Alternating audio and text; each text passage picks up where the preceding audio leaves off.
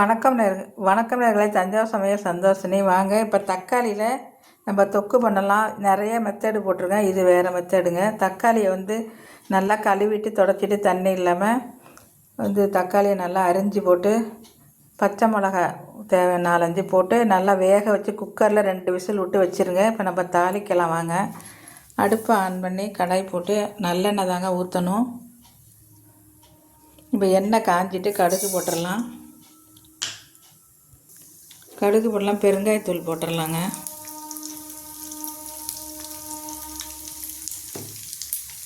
இப்போ கடுகு நல்லா வெடிச்சிருச்சு, பெருங்காயம் போட்டாச்சு. இப்போ இந்த தக்காளியை ஊற்றிடலாங்க. சிம்மில் வச்சுட்டு ஊற்றுங்க.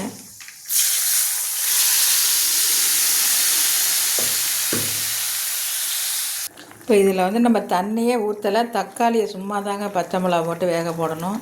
அப்போ தான் உங்களுக்கு கெட்டு போகாமல் இருக்கும். இப்போ நம்ம மிளகாத்தூள் போட்டுடலாம். இது சாதா மிளகாத்தூளுங்க.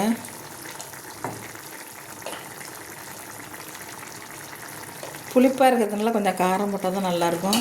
இப்போ காஷ்மீர் மிளகாத்தூள் கலருக்காக போட்டுக்கலாம்.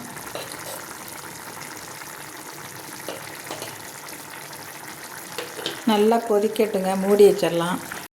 இப்போ நம்ம கடுகு வெந்தயமும் வறுத்து பவுடருங்க. இது போட்டால் தான் டேஸ்டியாக வரும். இதை போட்டு நல்லா கொதிக்க வச்சிடலாம். இப்போ தக்காளி தொக்கு ரெடி ஆகிட்டுங்க. குக்கரில் வேக வச்சு பாருங்கள் எப்படி நல்லா மசிஞ்சிட்டு பாருங்கள். நல்லா மசிட்டு பாருங்கள். சீக்கிரமாக பண்ணிடலாம். நம்ம நல்லா டேஸ்டியாகவும் இருக்கும். இப்போ நம்ம இந்த பாருங்கள் எண்ணெயெல்லாம் பாருங்கள். எண்ணெயெல்லாம் அந்த அளவுக்கு நம்ம வதக்கணும். இப்போ வேறு பாத்திரத்தில் மாற்றிடலாம்.